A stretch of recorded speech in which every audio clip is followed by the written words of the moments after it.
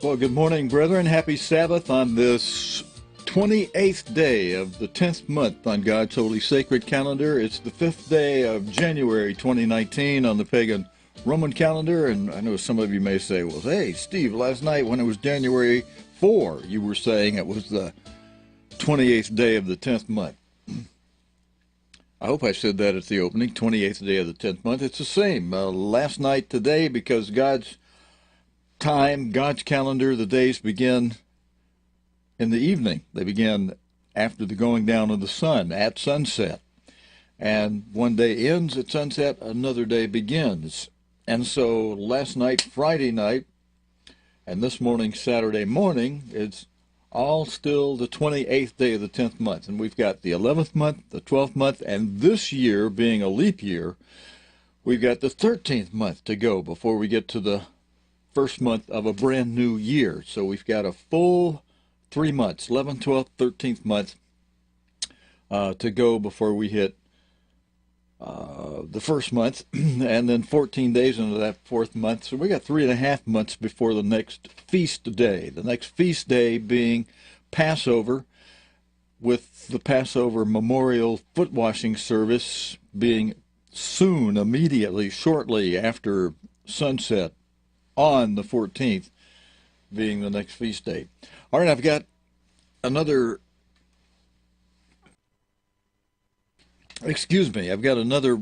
telecast by Mr. Armstrong for us this morning, following a radio broadcast we had last night.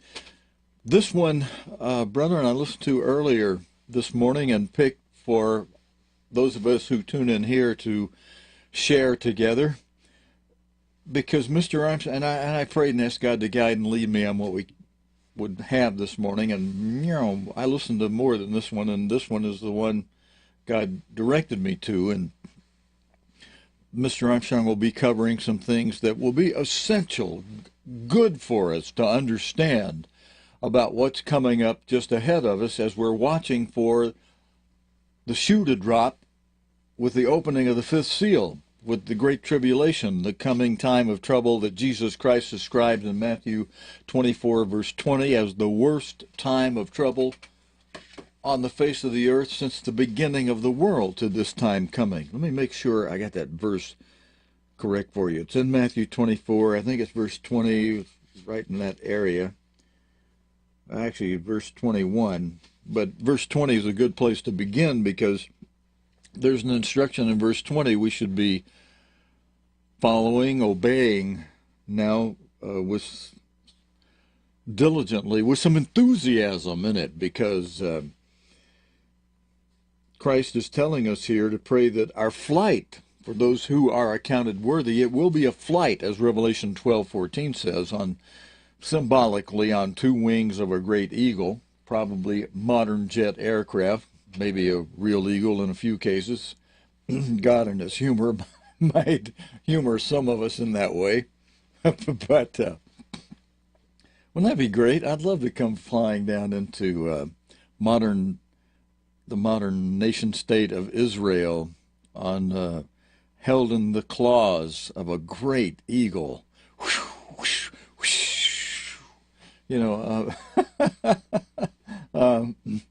Yeah, but that's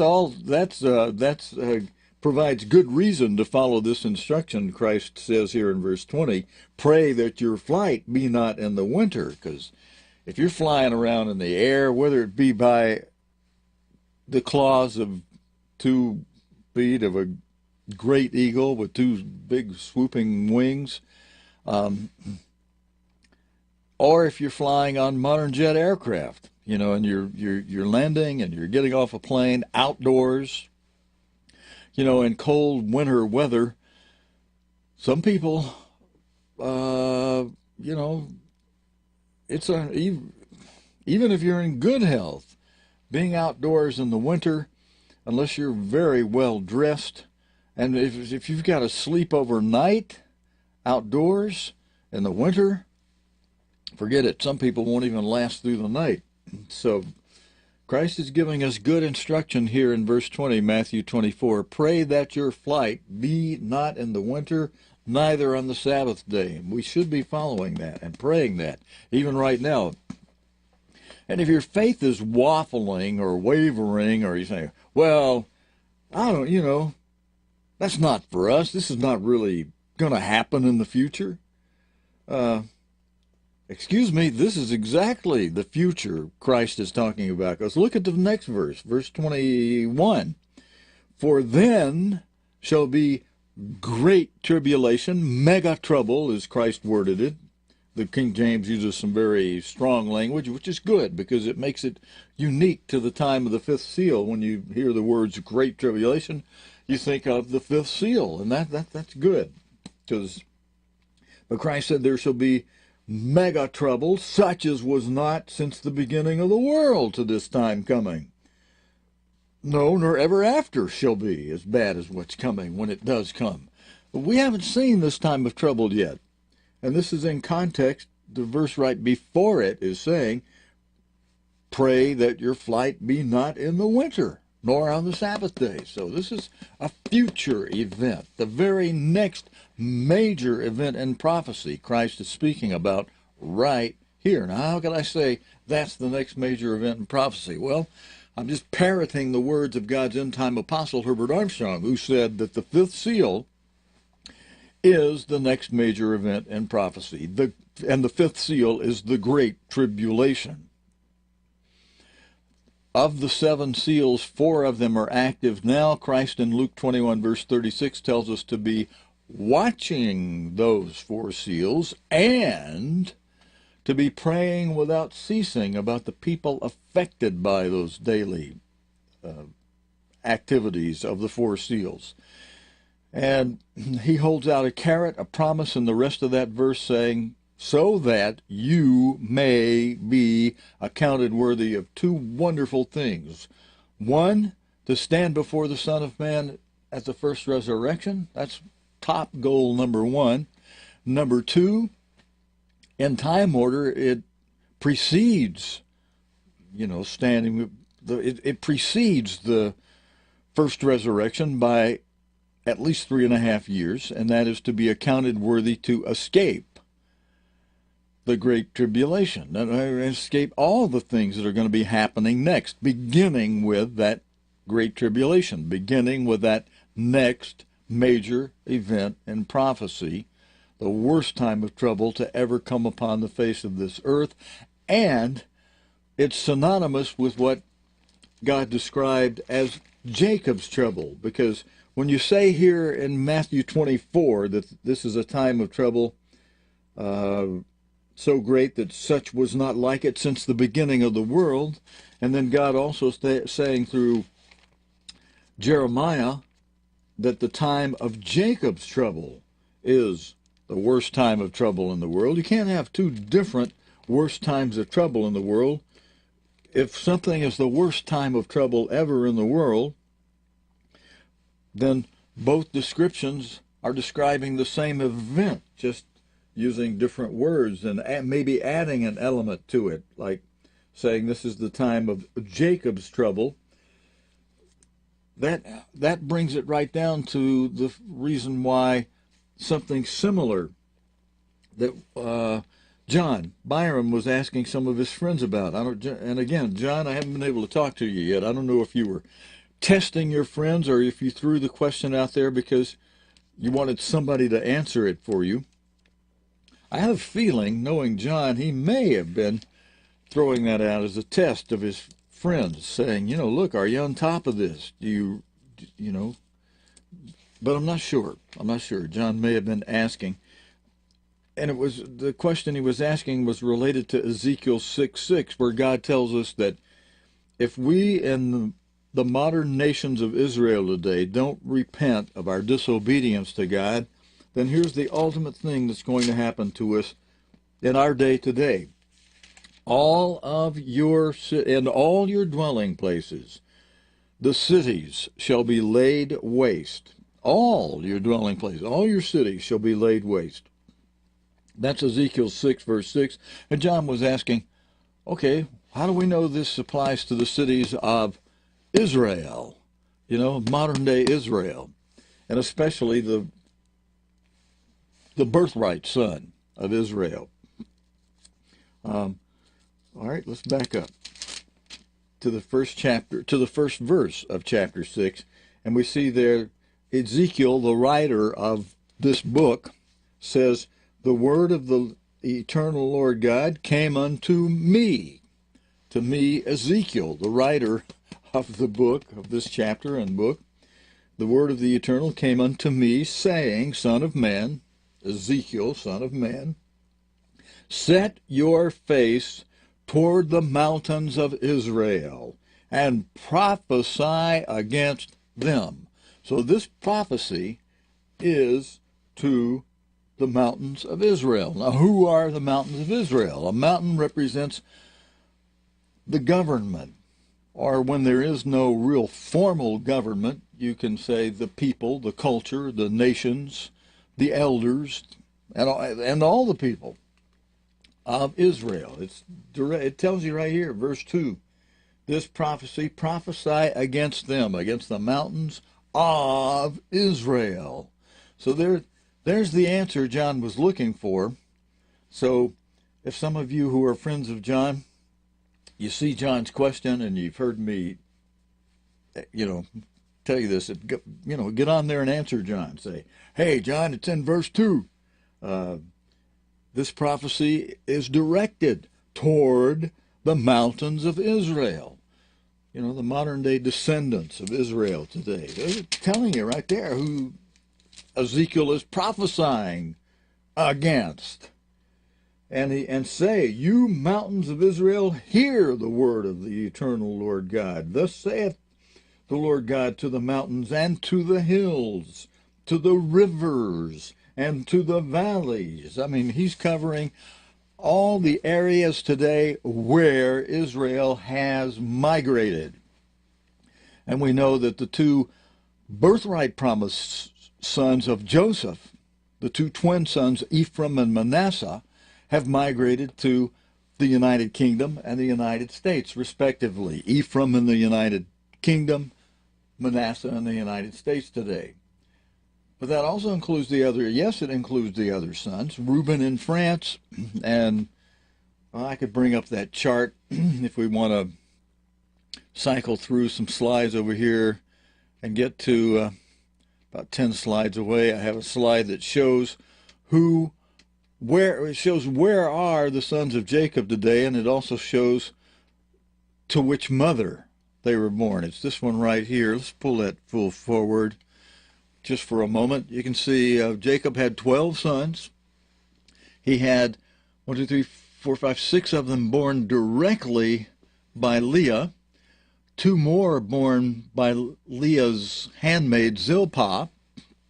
Leah also had Jacob's daughter named Dinah, and then he had 2 sons directly by Rachel and 2 more sons by Rachel's handmaid Bilhah, totaling out 12 sons. And the 2 sons of Rachel, well, the firstborn son of Rachel, Joseph, had the 2 sons Ephraim and Manasseh. They received the birthright that originally Reuben had until he was caught sleeping with Zilpah. Zilpah ran in. Zilpah didn't let him do that. She's sound asleep, and Reuben jumps in the sack with Zilpah. She wakes up in the morning, and there, lo and behold, is Jacob's son Reuben, who was born to her. She was the handmaid of Leah, who Reuben was born to Leah, and here he is in bed with his mother's handmaid, who was the mother of Gad and Asher, his brothers. And needless to say, Jacob was not mildly upset. He was extremely upset. Went before God. God was upset. And God said, well, Reuben has lost the birthright promise. And it was transferred to Rachel's firstborn son, Joseph. And that's why Joseph's 2 sons, twin sons, Ephraim and Manasseh, you can see Rachel pictured over on the right side of this slide. That's why her her two grandsons, the two sons of Joseph, Ephraim and Manasseh, having received the birthright promise. That's why the descendants where they are, Ephraim in the UK, Manasseh in the US, are so bountiful and so richly blessed with both the wealth of the world and a super increased number of people from Ephraim in the UK and Manasseh in the US because of the birthright promise that went to Joseph's offspring, Ephraim and Manasseh. They stand in his shoes as if they were Joseph. And so, yeah, this prophecy is to all Israel, but it's going to be most prominently displayed upon the two sons, the two birthright sons, because they're the biggest, and because the people through whom God punishes Israel, the modern-day Assyrians. If you turn over to Isaiah chapter 10 and verses 5 and 6. And John, I love your questions, by the way. I mean, the past week or two, I've been coming up with questions that we've been popping into Mr. Armstrong speaking.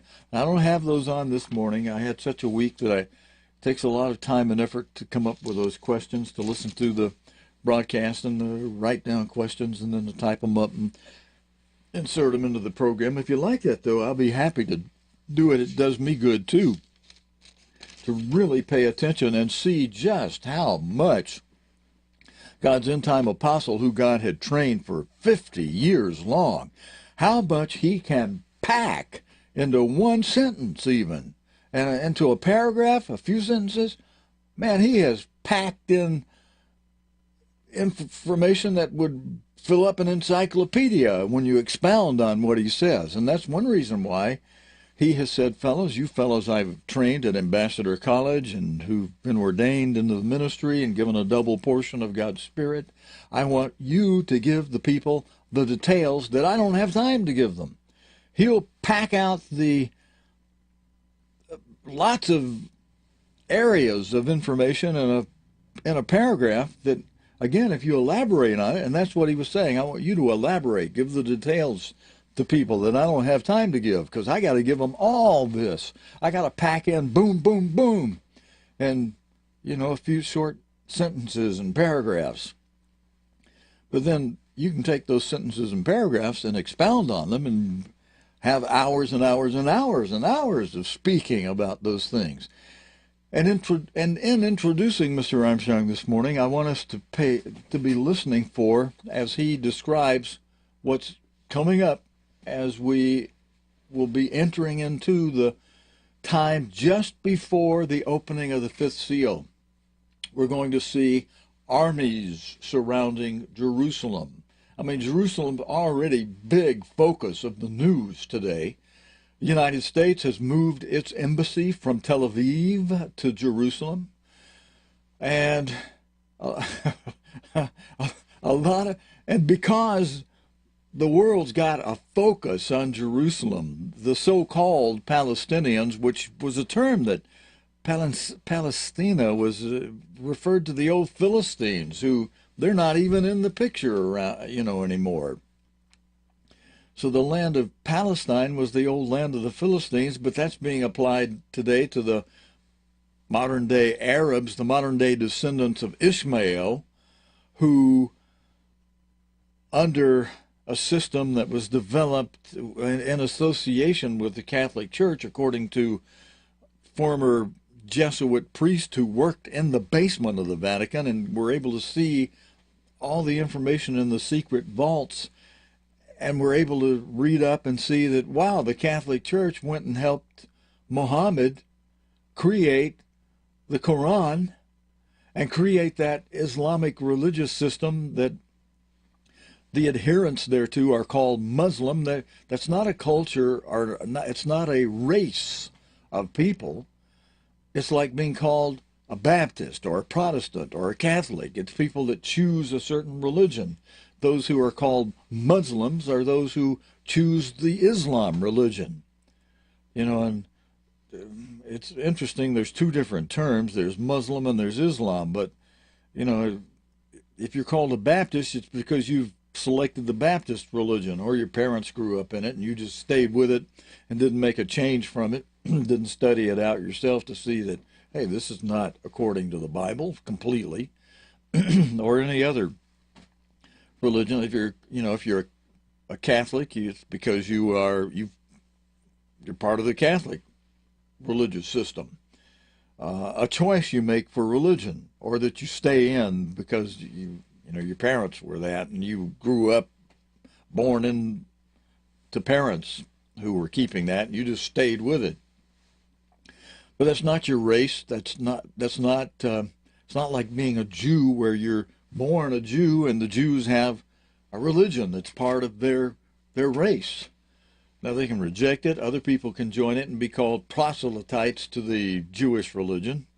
But, but that still doesn't make you a real blood-born Jew. And so Muslims, they're not born, that's not a race. That's a religious choice. And a lot of the people that choose that religion, or that associate with it and with Islam, are Ishmaelites. And the Catholic Church went to Ishmaelite Muhammad, and they helped him become a quote-unquote prophet over that system. And that has fostered today into a huge, huge thing. And so you've got Arabs, you've got Ishmaelites in the Middle East, and even though they have their most holy, quote-unquote, most holy site in Mecca, they got their sights on Jerusalem. Now, they were actually paid by the Catholic Church. I say paid because the Catholic Church put up the money to Muhammad's generals, according to this priest that worked in the basement of the Vatican, part of the Jesuits, who released the information he was able to see and say, hey, we the Catholic Church, the Vatican, funded the generals of Muhammad to go into Jerusalem, kill Christians, kill Jews, and take over Jerusalem and give it to the Catholic Church, so that the Catholic Church could open up a headquarters there.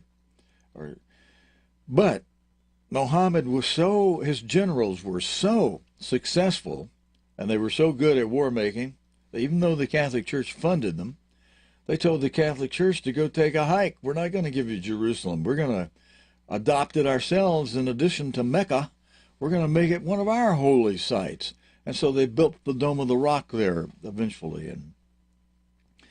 And the rest of the story gets a little complex as Britain relinquished its control over the area to, after World War II, with the UN adoption to give it to the people of Judah today, to the Jews coming out of World War II, give them a homeland.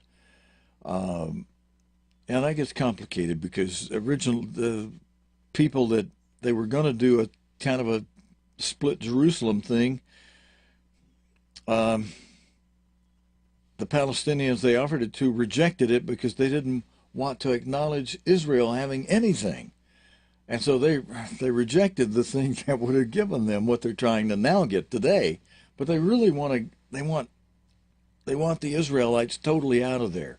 But that's a whole big subject. What I want us to focus on today is what Mr. Armstrong is going to talk about related to the time of the fifth seal and what's going to happen to the two big birthright promised sons of Joseph in the United Kingdom and in the United States just before the fifth seal opens up and commences World War III. They're going to be surrounding Jerusalem, and then just before that, something's going to happen that's going to trigger the thing Mr. Armstrong's going to be talking about, where those who are accounted worthy to escape will wind up in the Middle East, in the nation state of Israel, the land of Judea, And that probably means maybe be flown into the major airport area of Tel Aviv, maybe. Eventually, though, transferred over to the area of Jerusalem, or at least be in the entire land, so that when the army surrounds Jerusalem, that is the cue. See, I turned over to Isaiah 10. Let's just read that real quickly. Oh, verses 5 and 6. O Assyrian, the rod of mine anger, and the staff in their hand is mine indignation. This is God speaking through Isaiah, saying that you Assyrians, they go way back in the Bible, back to the time of King Nebuchadnezzar in Chaldea and Babylon. And we know where they are today. The Assyrians go back to the time when God caused the captivity of, first of all, the house of Israel to be taken captive, and then later Judah along with them. And they were taken up to the Caucasian Mountains range between the Black Sea and the Caspian Sea by the Assyrians. And then later the Chaldeans come in, the Persians come in, they rouse the Assyrians, and the Assyrians aren't able to hold their captives captive anymore because they're being routed themselves. And they migrate up to the lands of modern-day Germany today and Austria. And a lot of the people that were with them, that they had held captive, migrated with them, but no longer in captivity. Those who were of the house of Israel were able to then migrate, not all of them, but the most of them, migrated on from the lands of Germany and Austria, on further northwest into the Isles of Britain and Norway and France, and where these modern-day sons are today. And pop that slide forward. Just if you look at the bottom, you can see that Reuben wound up in France. Simeon and Levi, they're still scattered among Judah. The fifth son of Leah, Issachar, we're able to trace him to Finland. Zebulun, the sixth direct son of Leah, although he was the 10th born of Jacob, wound up in the Netherlands, the Dutch people, the Dutch lands. Leah also had via Zilpah, Gad and Asher, who Gad in Switzerland, Asher in Belgium and Luxembourg today. Rachel's handmaid Bilhah had Dan and Naphtali, who respectively are in Denmark, Ireland, and Sweden. And then Rachel had Joseph, who had the two sons Ephraim and Manasseh. We already discussed. They are the modern-day descendants in the United Kingdom and in the United States. And then last-born son of Jacob to Rachel, her second son, Benjamin. We trace his migration to Iceland and Norway today. So that's the basics of how we're able to understand that from the prophecies that God gave about where his sons would, to the prophecies God gave through Jacob as to where his sons would be today in the latter days. That's in Genesis 49. You can read that. But as Mr. Armstrong speaks this morning, he's going to be talking about the time of Jacob's trouble and the time that precedes that. And one of the things that, let's see, all right, having covered who's going to be involved in executing the punishment of Jacob over Jacob. Did I leave out anything? Am I skipping through that kind of quickly? I hit verse 5. Verse 6 says, God says he will send Assyria, and the modern-day Assyrians today are Germany and Austria.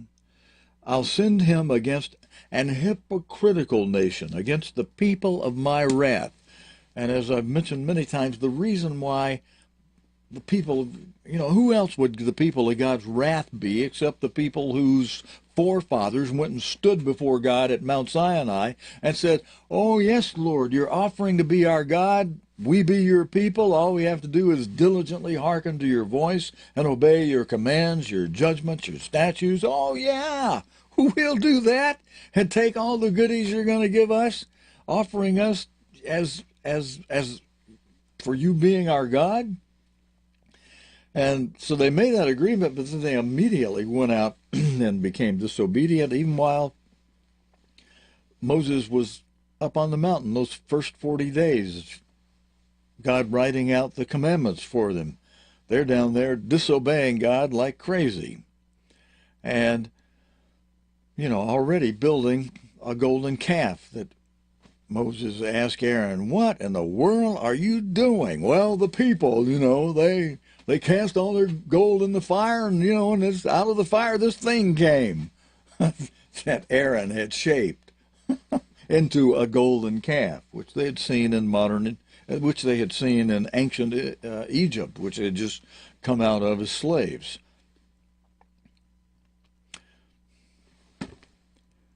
But they stood before God and said, yes, we'll obey, and so that makes them what God calls here a hypocritical nation. And the people of my wrath. Because anybody that stands before God and says, yes, oh yes, Lord, we'll be your people, you be our God, and give us all these great blessings. And then they don't keep their part of the deal after he's done his part. Oh yeah, he's angry. Yeah, the people of my wrath. And so he's going to send the modern day Assyrians, the Germans, the Austrians, I'll give him a charge against the people of my wrath. I'll give him a charge to take the spoil and to take the prey and to tread them down like the common mud of the streets, the mire of the streets, to trample them, to take them captive. And as Ezekiel explains what's going to happen to latter-day Israel, all your cities will be laid waste. You read all the prophecies in Ezekiel, you see, as Mr. Armstrong was able to understand, that in this thing where all our cities are laid waste, 1/3 of the people will die from the immediate and direct hits, because what's being explained there, let me back these slides up, what's being explained there is that the second seal will play out even during the time of this modern day prophecy of Ezekiel. 1/3 of the people will be killed under the second seal of war, the direct hit of those missiles to the cities. Another third will die from the next two seals, from the third and fourth seals, from the radiation and fallout that will cause scarcity of food, famine, the black seal, the third seal, the black horse, and disease epidemics. Those two seals work together in that, totaling out a second third. A third from the second seal, a second third from the third and fourth seal, from the fallout of starving, famine, disease epidemic. So 2/3 of your people will be killed when all of the cities are laid waste. The third that remain alive will be, as God describes in Isaiah 10, verse 5, to take the prey, to take them captive. And of course, as they take them captive, some will be killed on the way to being taken captive. Others will die in captivity. As Mr. Armstrong has understood what God is explaining through Ezekiel about the hairs in the skirt, representing about 10% of the people of all those that are, that started out alive. About 10% will be left alive to live on over into the world tomorrow. But through the direct hit of war, the second seal, through the nuclear fallout, the famine, the disease epidemics that occurs to kill a second third of the people, the 1/3 that are taken captive, most of those will die, but a total of 10% of all of them will be left alive that were even taken captive and be able to be to go on into the world tomorrow, alive as humans on the earth. All right, now, I hope I've got you very warmed up to wanting to hear some of the detail Mr. Armstrong is going to give about the time of Jacob's trouble. Let's go to him Let's go to him now, and that'll leave me some kind of time to come back and talk to you a little bit. Now, there won't be questions popping up during the screen, but brethren, this is something I hope you yourself, by God's Spirit, are warmed up to just want to really carefully listen to Mr. Armstrong's explanations about the time of Jacob's trouble. God's end time apostle. Let me go ahead and switch over to his lower third, speaking on the time of Jacob's trouble. Our leaders are now beginning to wonder, will there even be a day after? All right, we kind of clipped him, but he started out by saying, world leaders are talking about, will there even be a time after? Or can nuclear warfare explode so furiously that it can blast all humanity off the face of this earth, every man, woman, and child, on the very first day? That's a question we need to face. Now they're beginning to realize that what had been called the unthinkable is now very thinkable. And what is the answer? The answer can only be found in one place, and that's a place the world looks to last. That's a place you don't seem to understand, most of you. That is the Holy Bible, the Word of the living God. Now, this sure word of prophecy in the Bible says that nuclear world war is coming. It definitely will come, and soon, now in our generation. Let me read that to you in a prophecy given by Jesus Christ himself over 1950 years ago. It's in Matthew 24 and verse 21, and this is the greatest prophecy of Jesus Christ written in the New Testament. And in verse 21, Jesus said, for then, and speaking of a time just ahead of us now, as I will show you later, for then shall be great tribulation, or world trouble, such as was not since the beginning of the world to this same time known or ever shall be. Now, just how great will it be? How great is it going to be? Notice the next verse. And except those days should be shortened or cut short and stopped after it starts, unless it could be cut short after it starts, there should no flesh be saved alive. Every man, woman, and child would be blasted off the face of the earth. Humanity would be gone. The earth would have no life left upon it. But for the elect's sake, those days shall be shortened. So it is going to be shortened, but it is going to come. Now let's go a little further. What is going to happen after that? And then I'm going to come back to it. I want you to notice this great tribulation, and I'll read you other passages in the Bible talking about the same thing in just a moment. But continuing now, verse 29, immediately after the tribulation of those days, terrible things are going to happen up in the sky. God Almighty is going to begin to move in. And the day of God, the day of the Lord, will then come when God is going to intervene in human affairs. And notice this, immediately after the tribulation of those days shall the sun be darkened, and the moon shall not give her light, and the stars shall fall from heaven, and the powers of the heavens shall be shaken. That's going to take the supernatural power of Almighty God. That's not the work of man or mankind. And then shall appear the sign of the Son of Man in heaven, and then shall all the tribes of the earth mourn, and they shall see the Son of Man, that's Jesus Christ, coming in the clouds of heaven with power and great glory, and coming to rule all the nations of this earth and bring us peace at last, intervening from what man is bringing on himself, which would exterminate mankind. And God is going to save humanity before that happens, and come down and rule us and force us to have peace and force us to be happy, force us to enjoy life and make life worth living for the first time, because we've been defying God. and He's going to bring us to our senses at last. And this world is finally going to have peace after all. But now, let's go on. I want to bring up some other points immediately after this. Beginning with verse 3. I want to bring it into the context of what I'm talking about now. As Jesus sat upon the Mount of Olives, the disciples came unto Him privately, saying, Tell us, when shall these things be? They had just been in the temple.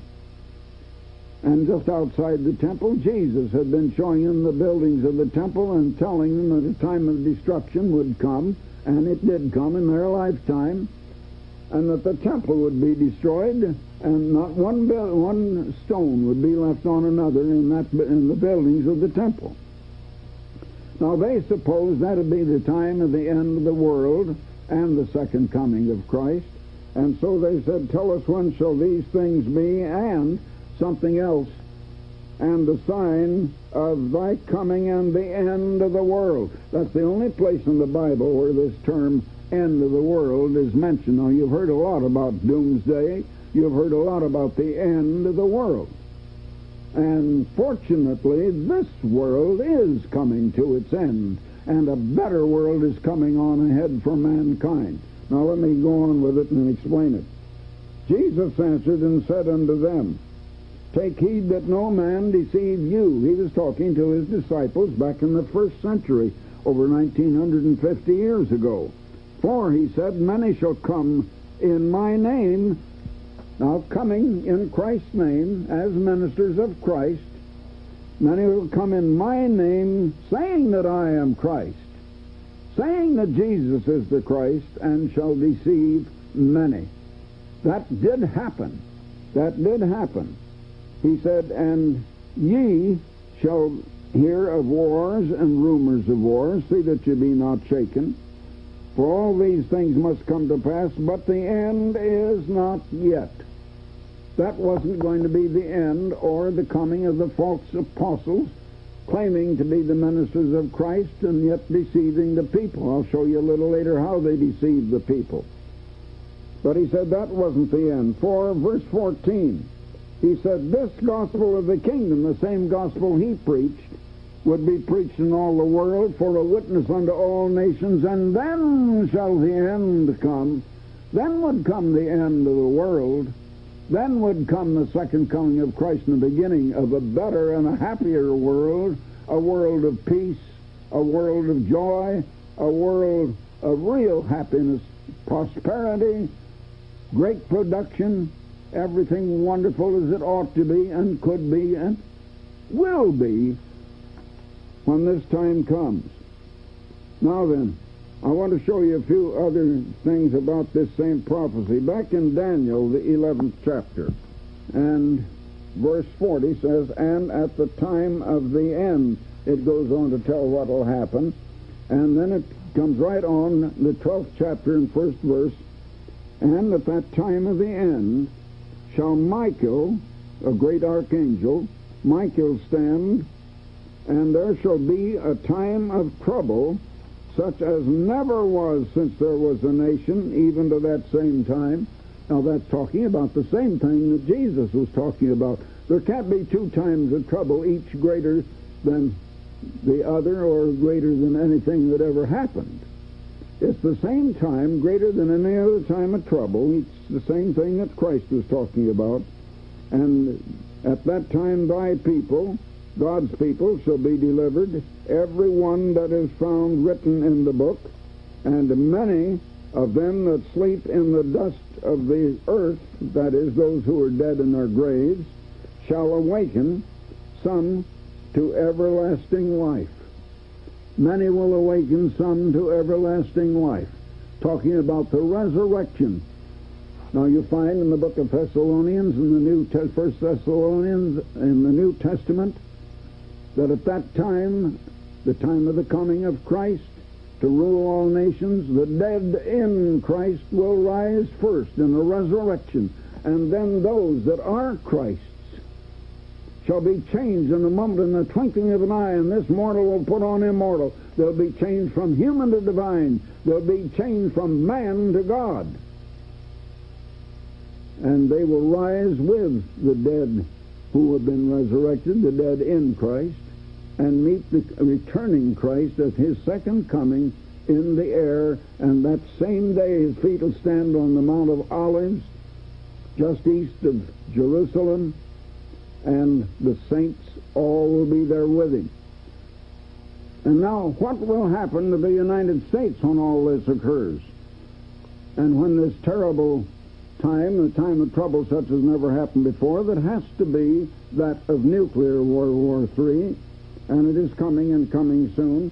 All right, back in Jeremiah, the 30th chapter, and beginning with verse 3, I would like to show you what is prophesied for us in the United States.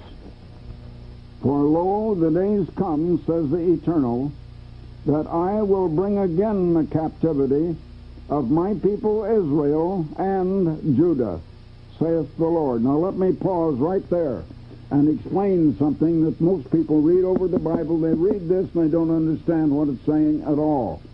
Because most people don't understand that the ancient nation of Israel was divided into two different nations.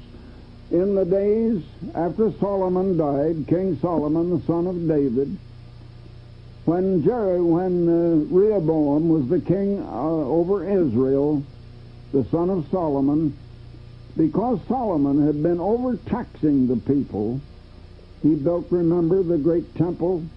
He lived in gorgeous splendor. He had many great works, but he overtaxed the people. And they came to his son, Rehoboam, who is now on the throne as king, and said, if you reduce the taxes, we'll still serve you. Otherwise, we're going to go in for democracy and elect another king. He said, I'm going to lay the taxes on you heavier than my father ever did. And they did then appoint the man who had been Solomon's, today we would call him the prime minister, really running the government for Solomon, Jeroboam. They appointed him king and opened up a new capital in Samaria to the north. Then the tribe of Judah seceded, just like the South once tried to secede from the United States. And they called themselves the Kingdom of Judah. And the tribes of Benjamin and Levi went with them. And now that was one kingdom, the Kingdom of Judah. And yet the main kingdom was still Israel, and there were 10 tribes there. Because Joseph had 2 tribes, Ephraim and Manasseh, and so there were still 10 tribes up there, though there were 3 in the Kingdom of Judah. And you have to understand all of that background. The 10 tribes became lost. They lost their name. They lost their language. They lost who they are. They lost many things. And if you want to know who and where they are, you need to read our booklet, The United States and Britain in Prophecy. The United States and Britain in Prophecy. Millions who are listening to the broadcast or who have listened have received this booklet. We've sent out millions of copies. The United States and Britain in Prophecy. You need to know where we are mentioned in prophecy. You need to know what is going to happen to our own country, the United States, in this coming world war that is predicted. I'll come back to that in a moment. Now let me go on from where we were.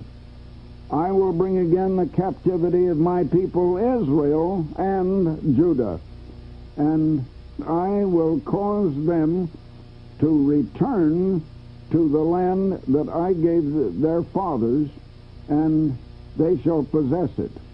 And these are the words that the Eternal spoke concerning Israel and concerning Judah. Now this is concerning Britain and the United States in prophecy in the future, and also the Jewish people. Judah are the Jewish people.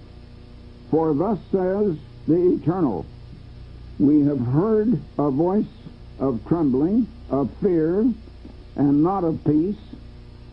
Ask ye now, and see whether a man is in travail with child.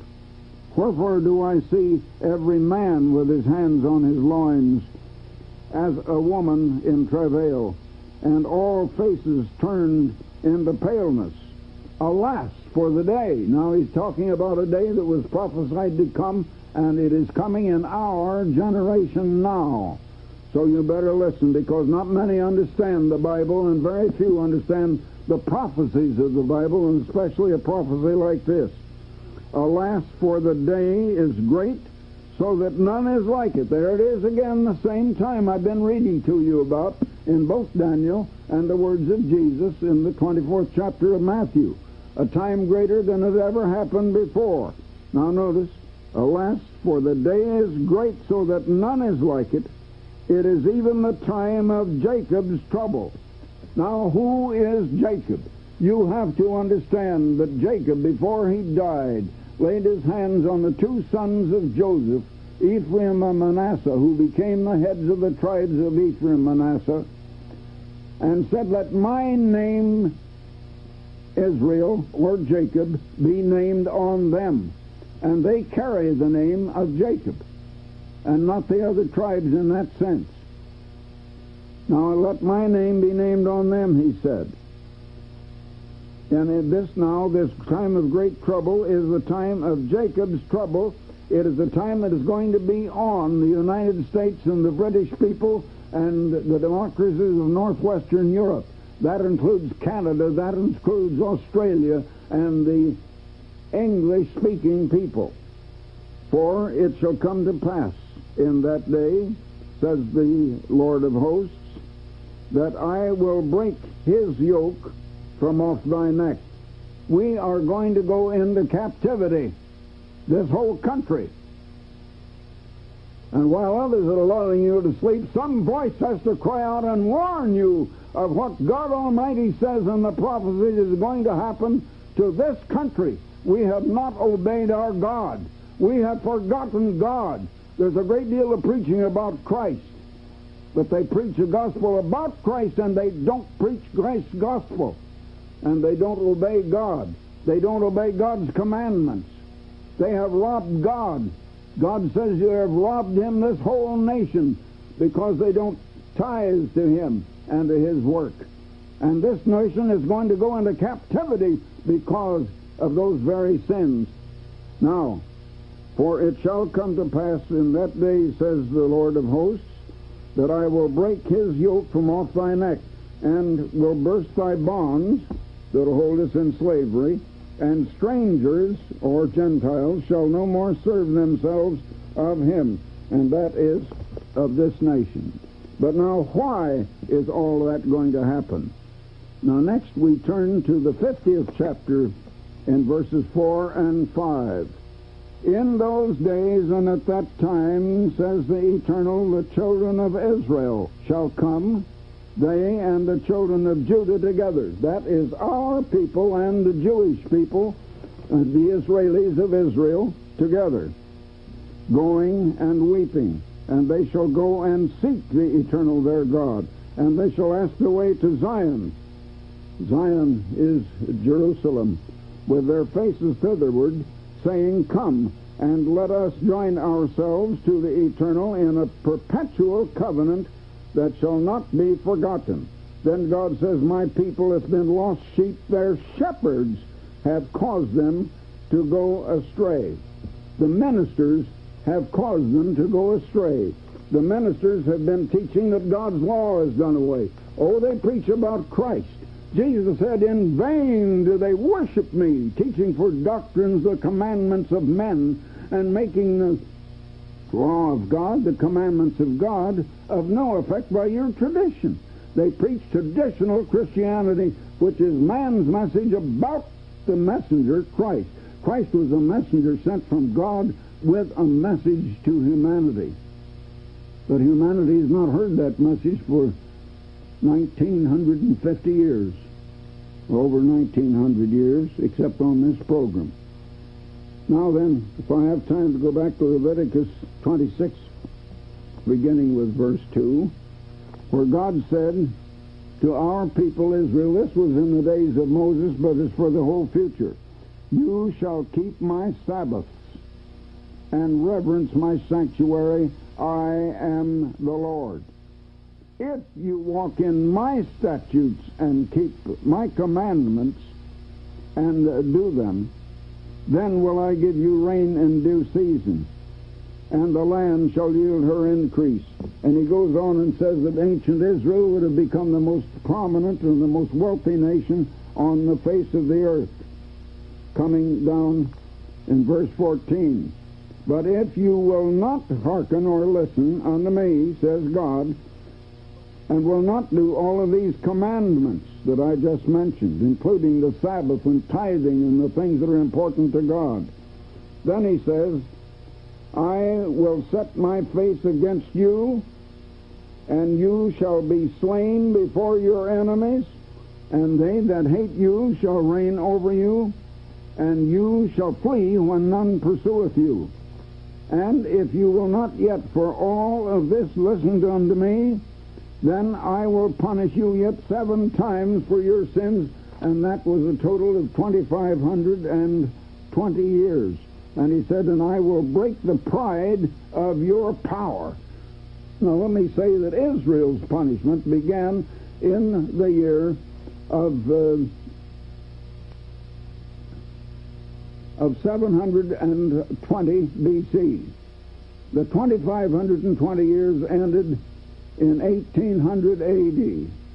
And in the year of 1800, London had already become the banking capital of the world, and the United States was coming into great power. By 1803, the United States had acquired the Louisiana Purchase and all of the land from the Atlantic clear out all through the Middle West, and had become a great nation. The United States and Britain had risen until finally, after World War I and before World War II, we possessed and we owned more than 2/3 and almost 3/4 of all of the cultivatable wealth of the entire world. And all the other nations put together had less than 1/3 of the wealth of the world. God blessed us. Now we put on the money that He's blessed us with, and God we trust, but we disobey God. And He says our ministers that profess Christ and preach in His name have caused the people to go astray. Some voice has to cry out and warn you people of what's going on and what is coming on this nation. But for the elect's sake, those are those in the church, God is going to cut short those days, and Christ is going to come, and He's going to reign, and the saints are going to reign with Him. And those that are in His true church, and not the false churches that dot the whole United States and Europe, but the true church, are going to reign and rule with Him, and He give them power over the nations until all the nations find the way that will lead to peace. God's ways would have led us into peace and happiness and prosperity. Much greater wealth and prosperity than we've had.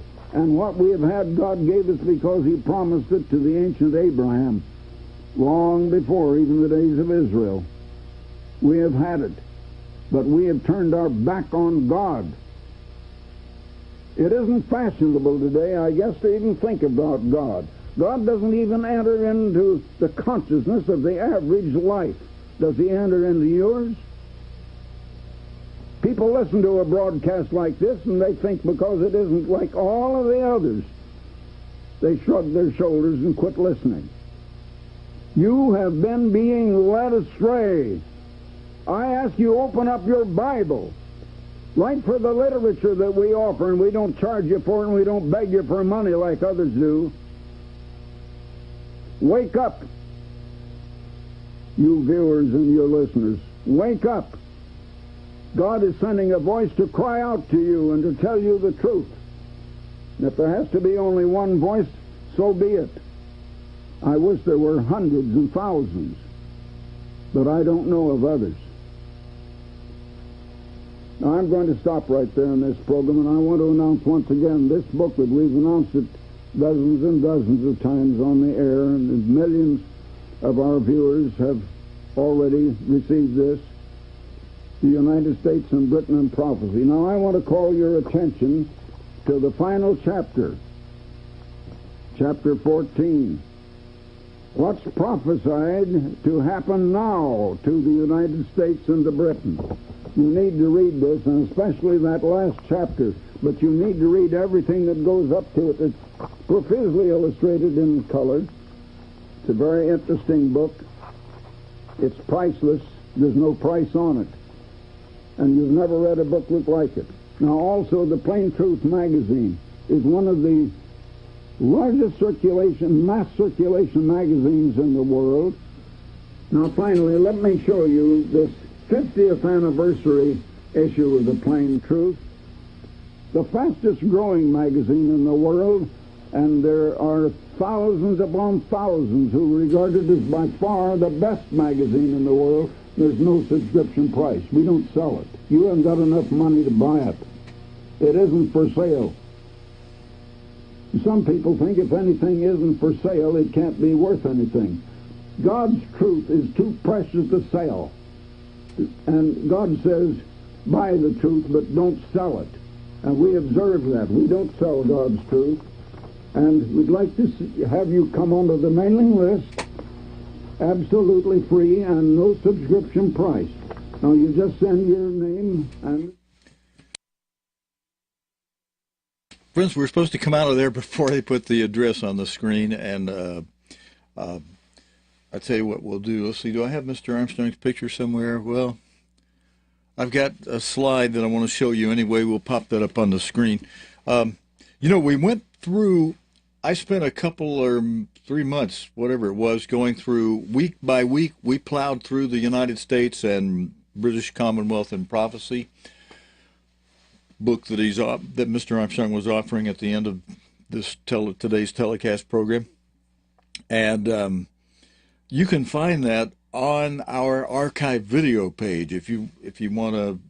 You know, the book is also available. It's available on our library page on cogtv.org, or if you want to watch the video we did where I read from the book with scrolling text week after week. It took us, like I say, couple of months, maybe a little more than a couple of months to get through the entire United States and Britain and Prophecy, and that's in those videos if you want to go look for them.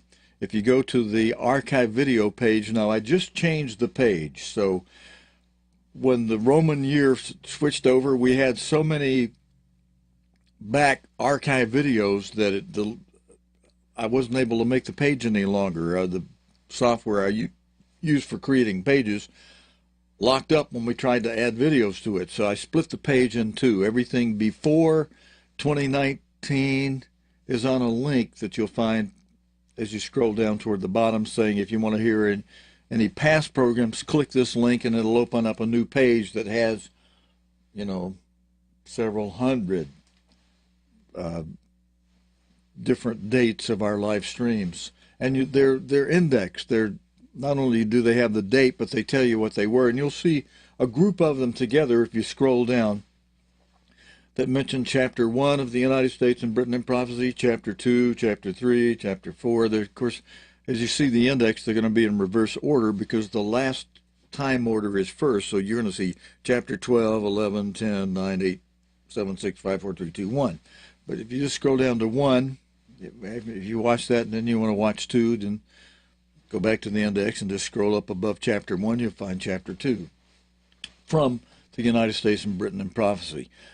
Even though the Plain Truth is not being published anymore, the Plain Truth magazine that Mr. Armstrong was referring to, even that 50-year edition is available online. You just Bing or Google.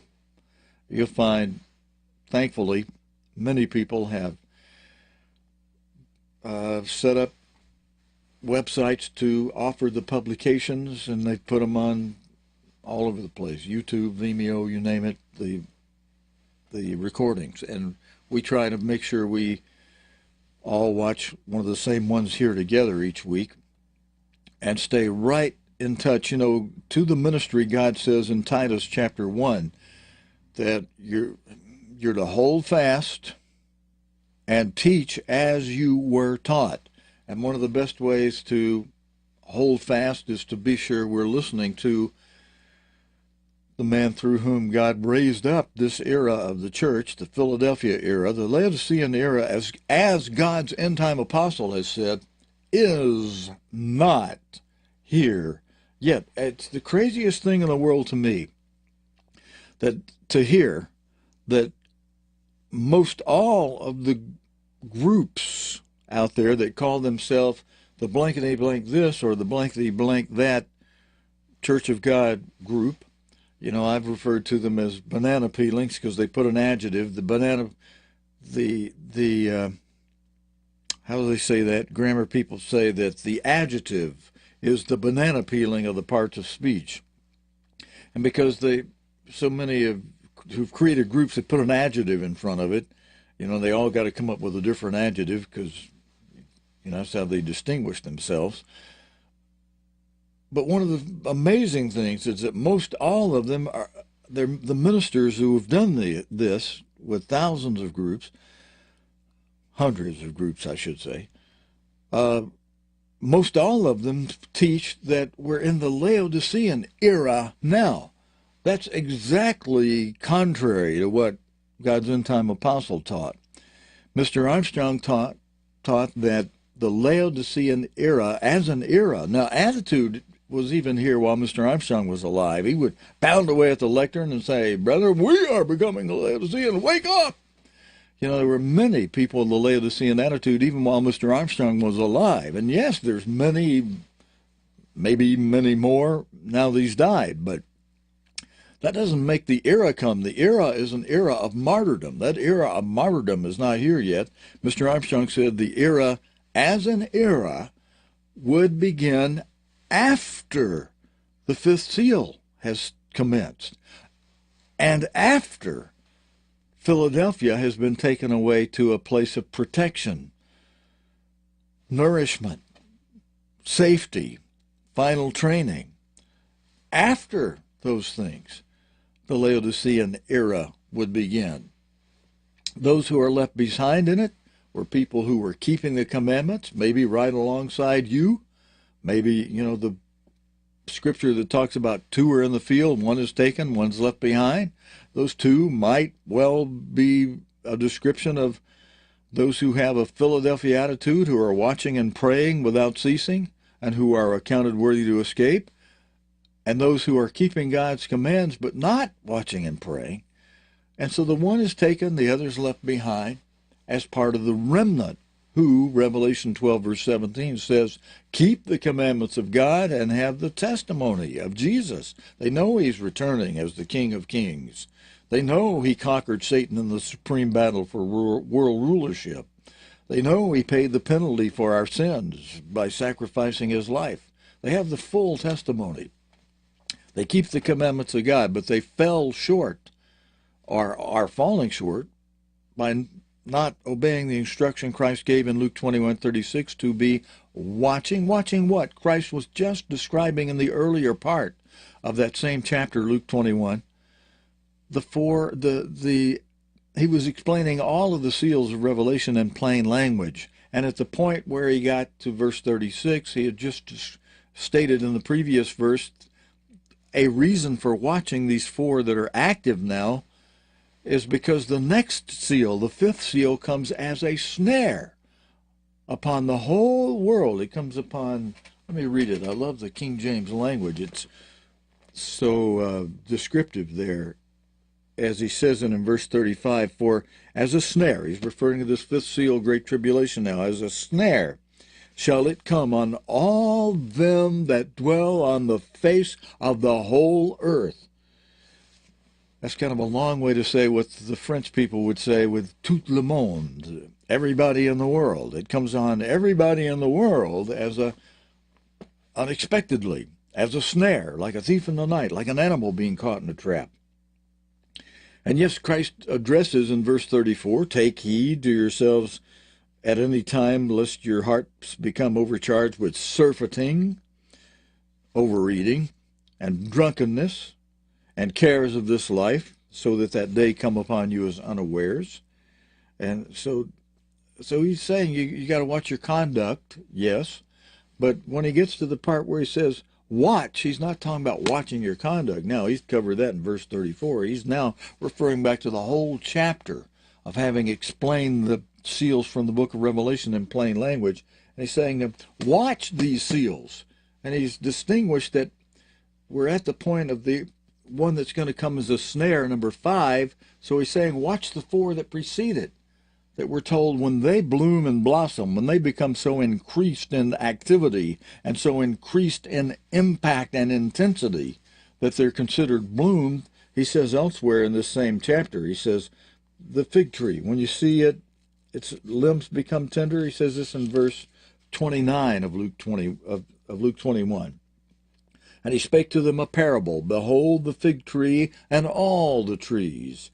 When they shoot forth, verse 30, you see and know of your own selves that summer is now nigh at hand. And he expounded on that in Matthew 24. He said, when you see them bloom or blossom, you know that summer is nigh. And here in verse 31, the parallel. So likewise, he said this is a parable. Now he's explaining the parable in verse 31. When you see these things, what these things? These things he's just been describing in Luke 21, before verse 35, the first 4 active seals. When you see these things come to pass, when you see them active and increasing in frequency and in intensity, know you that the kingdom of God is nigh at hand. Then the next very critical verse, verily, truly I say unto you, this generation shall not pass away until all be fulfilled. So now, when he's talking in verse 31, when you see these things come to pass, when you see these first 4 seals become active, and he says, when you see them bloom, know that the kingdom of God is nigh at hand. The kingdom of God has to, before Christ can return on that 7th seal, the 6 seals before that have to play out. These 6 seals that are on your screen now, let me put them closer. These have to play out. And the 7th seal, the first 6 trumpets of the 7th seal have to play out before Christ returns on that 7th seal. Let's go back for a moment. On the 5th seal, once it begins, once these first 4 have bloomed, and then the 5th seal opens up with the worst time of trouble since the beginning of the world to come on the one you heard Mr. Armstrong explain. John, I hope you were listening closely. You might even want to test your friends, go back and listen to it again if you have to get it. I've got to go back myself to get it because I missed the scripture he was citing as he explained. There's a reason why the birthright sons of Joseph, Ephraim and Manasseh, the United Kingdom, including, as he said, the English-speaking areas down in Australia and New Zealand and elsewhere, Canada even, where there's English-speaking people today, their primary country language, and the United States, Manasseh, the 2 sons of Joseph, who step into the shoes in the name of Jacob, of Israel, in this prophecy, the time of Jacob's trouble. He was saying there's a reason why it gets focused, largely limited to Joseph from Jacob. Jacob's trouble, Joseph's trouble, the birthright, and why, as Mr. Armstrong was explaining, the all your cities thing tends to be limited, the way Mr. Armstrong explained that verse that ties in, to the countries of the United Kingdom and the United States. And that makes sense in the regard to what happened toward the end of World War II, when the generals of Germany said, well, we've lost this battle. It's coming down on us. We're going to lose this round of World War. But even though they made an unconditional surrender, they did not consider it to be the end of the war. They just surrendered this battle, this round 2. And they said, we know what we've done wrong. We know why we're losing this round. And they explained it. They said, instead of having so many battlefronts, and instead of letting the big allies of the United Kingdom and the United States well up against Germany, through whom their defeat largely came, they said, we need to attack those big nation allies at the beginning of the next round, and that's what we'll do. And that will fulfill the prophecy in Ezekiel 6:6. They'll lay waste all the cities of the United States and the United Kingdom. That's already been set by the enemy, that God will use as his whipping boy, as his agent for punishing the disobedient Israel of today, the modern-day United Kingdom, modern-day United States. He'll use the Germans, the Austrians. Yeah, I didn't say Australians. The Austrians and Germans, who are the modern-day Assyrians, he'll use them to punish modern-day Israel, the sons of Jacob, the birthright sons of Joseph. Again, Ephraim, United Kingdom, Manasseh, United States. And fulfill that prophecy in Ezekiel 6:6 of laying waste all your cities, that etches back to the end of World War II, when the Germans said that's what we're going to do in the next round. They're going to fulfill Ezekiel 6:6 in the next round of World War. And of course that's conditional unless we repent of our disobedience. But as stiff-necked, rebellious, cantankerous, heifer-like Israel, God knows we won't repent. We will not be like Nineveh, who put on sackcloth and ashes. Oh, I wish we were. I wish we would. But sadly, we won't. And that'll enable these things to play on out. The fifth seal will then open. It'll run for 2.5 years. And then there will be a marker in the heavens. And there will be astro signs in the sun, the moon, and the stars, to tell us we're at the 2.5-year point, because the whole timing of this is 3.5 years. And this marker comes at the 1 year, or it comes just before the seventh seal, which is the 1 year long day of the Lord. And that's what happens in the right side of this chart. It takes up such a big part of the chart, the seventh seal all by itself does, because the seventh seal is comprised of 7 trumpets. And then that last trumpet, the one on which Christ returns, is comprised of the 7 last plagues, with Christ returning with 7 vials and pouring out the 7 last plagues after he returns.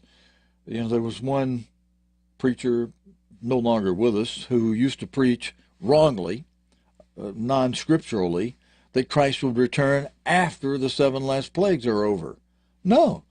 The 7 last plagues are part of the 7th trump. Christ returns on the 7th trump. He returns with the 7 vials. He pours them out himself. The preacher who was preaching that obviously didn't read the book of Revelation very well, or didn't read it, or just wanted to have his own cantankerous idea or whatever, but wasn't wasn't holding fast to what God gave us through the end time apostle that is backed up by God's word.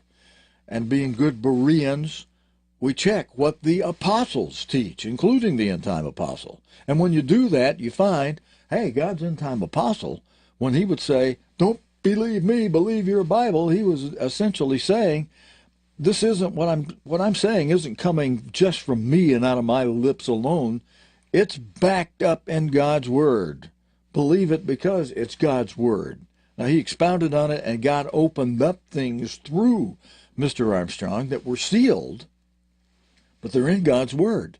And God just gave him the understanding of how to unseal it and how to put it together, and to be able to tell us that the seals in the book of Revelation, the 6 in chapter 6 and the rest of them in the rest of the book of Revelation, are given to us in plain language by the words of Jesus Christ in the 3 parallel chapters of Matthew 24, Mark 13, Luke 21. You read those and you match them up with the corresponding things spoken of in the seals.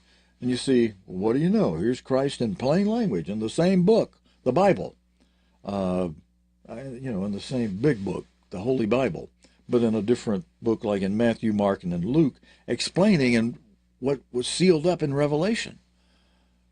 And that key came to us from the Father through Jesus Christ, through their servant, Herbert W. Armstrong, their end-time apostle, through whom they raised up the Philadelphia era of the church. And alongside and along with the Philadelphia era are those who will fall short. They'll be keeping the commandments, and yet they won't do everything Christ said do. They will refuse or just ignore doing what Christ said in Luke 21:36.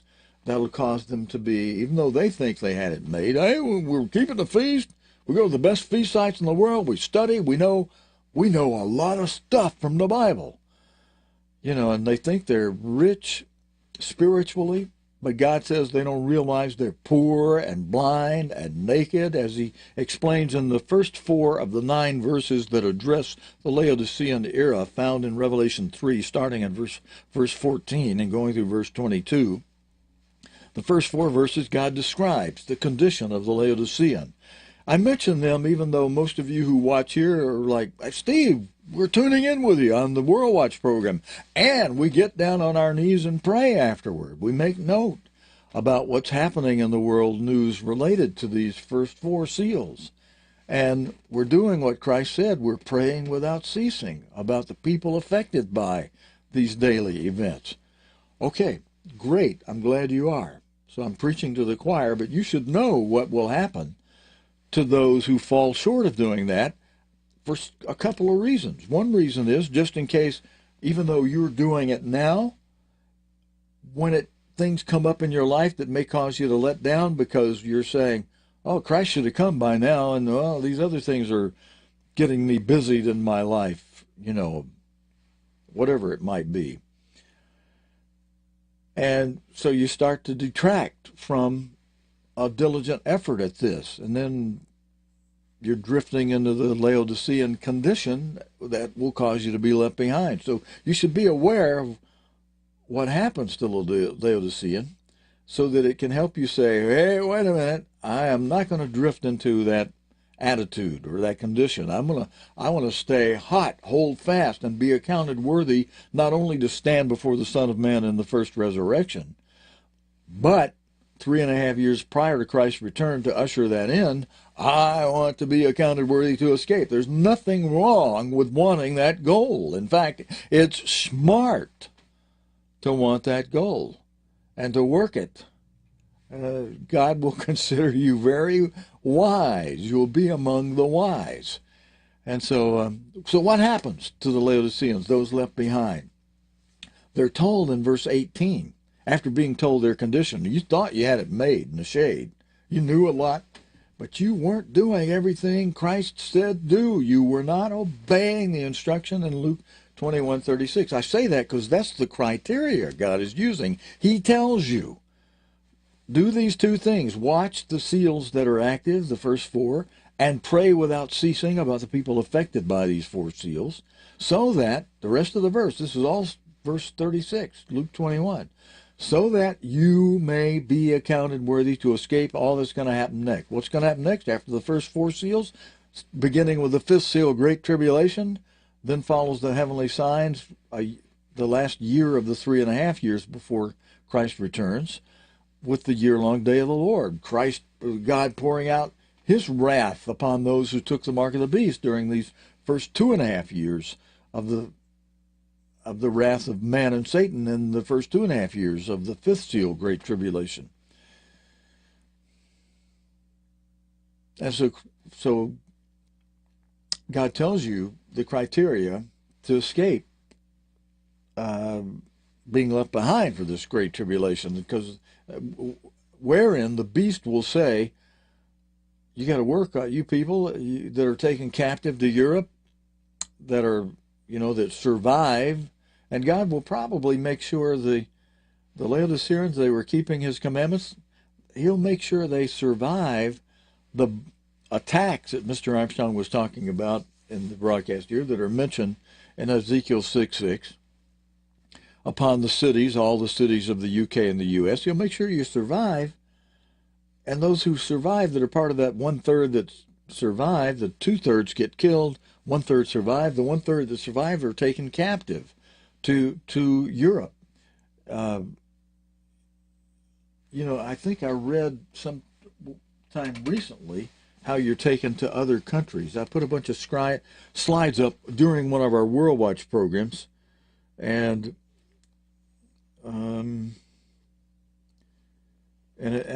in those slides I had on the screen, it actually says, let me see, is that part of Ezekiel 6? Yeah, I think it's right after verse 6 of Ezekiel 6. If you go on into verses 7, 8, and 9, it'll tell you, verse 7, and the slain shall fall in the midst of you. This is right after verse 6, where it's talking about, in all your dwelling places the cities shall be laid waste. And Ezekiel explaining that 1/3 of the people are killed by the direct hit, 1/3 are killed by the nuclear fallout. Well, Mr. Armstrong explaining that from what Ezekiel says. But then verse 7, and the slain, those who are killed by the hydrogen bomb missile attacks by the beast at the beginning of round 3 of World War, they'll fall in the midst of you, and you shall know that I am the eternal Lord your God. Yet, verse 8, God says, I will leave a remnant. Now, this is not talking about the remnant of the church and the true church that's talking about in Revelation 12. This is talking about of all those in the nation, or in the nations, in the UK and in the US, 2/3 of them will be killed. A 1/3 remnant will be left alive, that you may have some that shall escape the sword among the nations, when you shall be scattered through the countries. So God is telling you, you're not going to be protected in your home except long enough, maybe some of you be protected in their homes when the bombs attack, when the radiation hits, but you'll only be protected so you'll be a remnant that can be taken to another country, and you shall be scattered through the countries. You won't be left here in the U.S. or in the U.K. You'll be taken to the Holocaust museums that have been preserved in Europe. They'll reuse them once again. And verse 9 relates to this too. And they that escape of you shall remember me among the nations, where they shall be carried captives. Among the nations where they shall be carried captives. Even in World War II, the captives, the Jewish people who were taken captive, were, some of the concentration camps were in Poland, some in Germany, and they were in various nations. And being that this is going to be much bigger, they may be building bigger buildings, and they'll use buildings in multiple nations. Because I am broken, and the reason why God allows this, he explains in the rest of verse 9, or the rest of verse 9 of Ezekiel 6, because I am broken with their whorish heart. He's describing the condition of people in the United States and the United Kingdom today, because of their whorish heart, which have departed from me, and with their eyes which go a-whoring after their idols, and they shall loathe themselves for the evils which they have committed in all their abominations. And verse 10, and they shall know that I am the eternal Lord God, and that I have not said in vain that I would do this evil unto them. At that last verse, God is saying, I ain't kidding around with you, folks. I am serious about this. This will happen. And so, even though things look like, wow, they're turning around again, upscale. Right now we happen to be going through some things and we're going to see some consequences from it and we're watching how it's going to play out while there's a government shutdown, that President Trump is saying he's not going to give in to the budget that the Democrats are trying to pass in the House of Representatives, which they have a majority in, and he's going to veto the bill they put in unless they include money for the money he wants for building a wall between Mexico and the United States. And there was some news I'll be covering. I plan to cover it Sunday night that just showed up in the last day or two about how the United States is now having a problem with Canada over Minnesota. I don't know, many of you had sons or daughters, or you yourselves were nippers, campers at the church's SEP program, the summer education program in Orr, Minnesota, just 30 miles away from the Canadian border. And some of us were blessed to have the opportunity, as we served and worked at the camp, to be able to go with camp guide Floyd Kilcheski up into the waters. The borders are open up there between the United States and Canada. It's just, you wouldn't even know, oh, we're in Canada now? We just went down the waterway a little ways while fishing, and we crossed the border between the United States and Canada. No fencing, no guard control shack you have to pass through and show your passport or ID or anything. A lot of people come in their fishing outfit, don't even carry their license with them. You're in a boat, you might tip over. You might not even have your ID with you. You just go back and forth between the United States and Canada. But now Canada is arguing that some of that land that's called the United States today, that there was some mistake, and that's really belongs to Canada. So that's, I'll try to remember to bring up that story Sunday night. In fact, I've already got the links to those stories on that set for my work Sunday, to preparing for Sunday night's World Watch TV program, to cover that story about another problem that the United States is suffering. The time of Jacob's trouble. And so this is between Jacob and Jacob. This is between Ephraim and Manasseh, an argument over land of Minnesota that Canada is saying, that's our land. The border, you got the border in the wrong place. That belongs to us. We want it back. So, that's just part of things we're watching and should be praying about.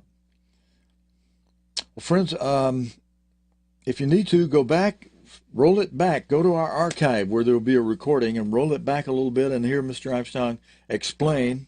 I'll try to remember to cover this next week too, explain how and why Jacob's trouble is largely limited because of Ephraim and Manasseh, Joseph's two twin sons, stepping into being given the name, the birthright, tying him to Jacob, so that when the prophecies about Jacob, they pass down through Joseph and his two sons, Ephraim and Manasseh. And so Mr. Armstrong was saying, because of those scriptures that explain that